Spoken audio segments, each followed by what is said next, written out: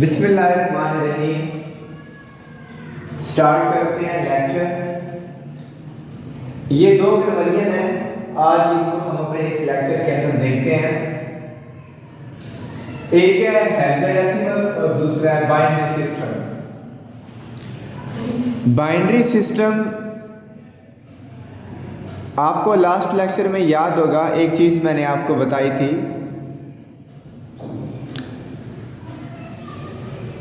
कि आपने 1 2 4 8 मैंने नंबर बताया था 1 2 4 8 इसको याद रखना है।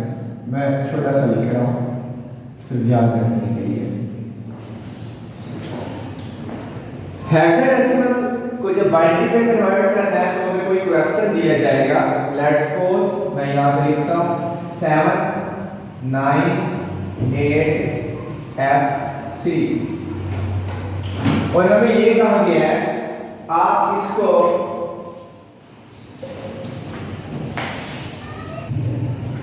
एग्जाम्पल हमारे सामने है 7 9 8 FC बेस है 16। इसको बाइनरी सिस्टम में कन्वर्ट करना है। फर्स्ट ऑफ ऑल हम इस तरह करेंगे, आप लेफ्ट साइड से या राइट साइड से किसी एक साइड से इन नंबर्स को हम नोट कर लेंगे इस तरह से लाइन बाय लाइन ऐसे। अब इक्वल का साइन हमने लगाना है, ठीक है। अब ये है 7। आपको मैंने एक चीज बताई है 1 2 4 8। ये इसको देखकर हमने 7 हमें चाहिए। 7 कैसे बन सकता है? 4 + 2 6 + 1 7। इसका मतलब है फर्स्ट को इसको 0 कर देंगे और अगले जो 3 है उनको 1 कर देंगे तो ये 7 का बाइनरी आ जाएगा। अब 9 कैसे चाहिए? 8 और 1 को ऐड करें तो 9 बनता है, दरमियान वाले दोनों क्या हो जाएंगे 0।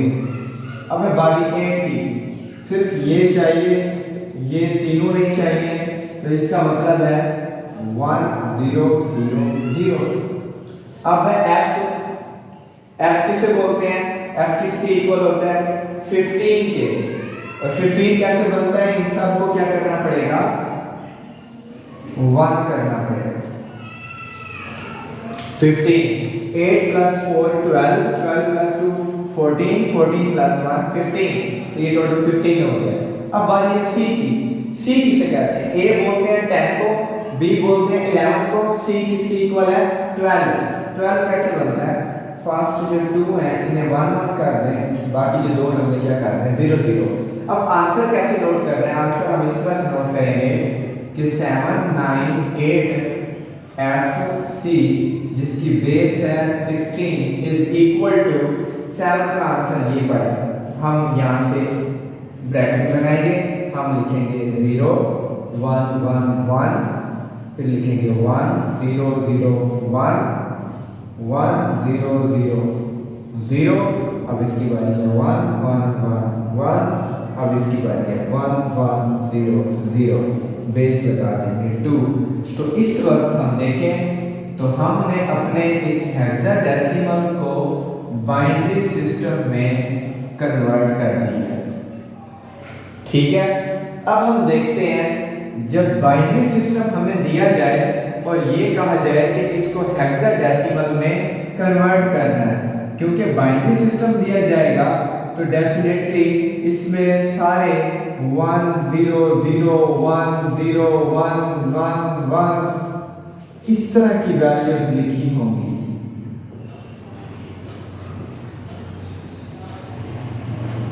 ये लेंगे, यहां तक हम क्वेश्चन लिखते हैं।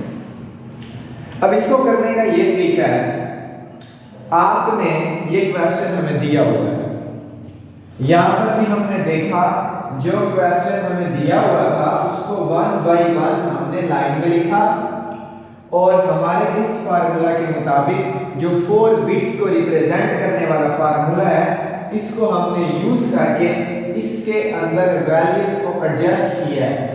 यानी कि प्रेजेंट को मैंने आपको बताया, प्रेजेंट को रिप्रेजेंट किया 1 से और जो वैल्यू नहीं चाहिए, जो एब्सेंट वैल्यू है, उसको रिप्रेजेंट किया 0 से। तो ये हमने लिखा है। अब बारी है हमारी इस साइड की। जब बाइनरी में क्वेश्चन दिया जाएगा और उसको हेक्साडेसिमल में कन्वर्ट करना होगा तो कैसे करेंगे? देखें, आपने ये करना है कि राइट साइड से यहां से लेकर यहां तक 4 बिट्स नोट कर लेंगे, ठीक है। अब 4 नेक्स्ट हमारी, देन 4 नेक्स्ट, next 4,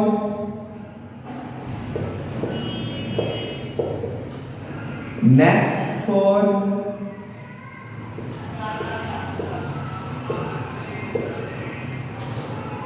नेक्स्ट 4 तो है नहीं, यहां पर कितनी है? 2 है, नजर आ रही है 1 2 बिट्स है। फिर हमें क्या करना पड़ेगा? हम अपनी तरफ से इस साइड पे 2 0 लगा देंगे, मतलब हमने लेफ्ट साइड पे 2 0 लगा दी है लेफ्ट साइड पे। अब हमने ये काम करना है, जो वैल्यू हमें दी गई है बाइनरी सिस्टम की जो वैल्यू है 1 प्रेजेंट के लिए है और एब्सेंट के लिए 0 है। तो इसी के अकॉर्डिंग तो बात कर रहे हैं हम कि 1 प्रेजेंट को रिप्रेजेंट करेगा, 0 एब्सेंट को। तो इसके अकॉर्डिंग 0 वाले को छोड़ दें, इसको काउंट करें 8 + 2 10 + 1 11, यानी कि ये 11 के लिए है। और 11 किसे बोलते हैं? 11 बी को बोलते हैं। हेक्साडेसिमल में किसको बोलते हैं? बी को।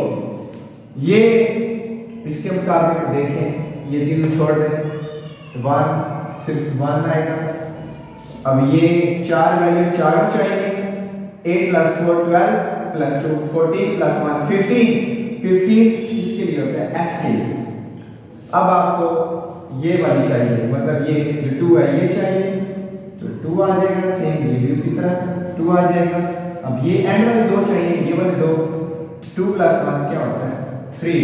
अब हमने आंसर नोट करना है। कैसे करना है देखें, आंसर में लिखने लगा, ब्रैकेट लगाया, जो ये वाली साइड है इसका आंसर कहां पे पड़ा हुआ है? इसका आंसर नीचे पड़ा है। फिर इसका आंसर कहां पड़ा है? ये पड़ा है। इसका आंसर ये पड़ा है। मतलब इस तरह हम क्या कर लेंगे, इसको नोट कर लेंगे नीचे से 3 2 2 F 1 B और बेस लगाएंगे 16। तो ये इस वक्त हमारा ये वाला बाइनरी सिस्टम हेक्साडेसिमल सिस्टम में कन्वर्ट हो चुका है।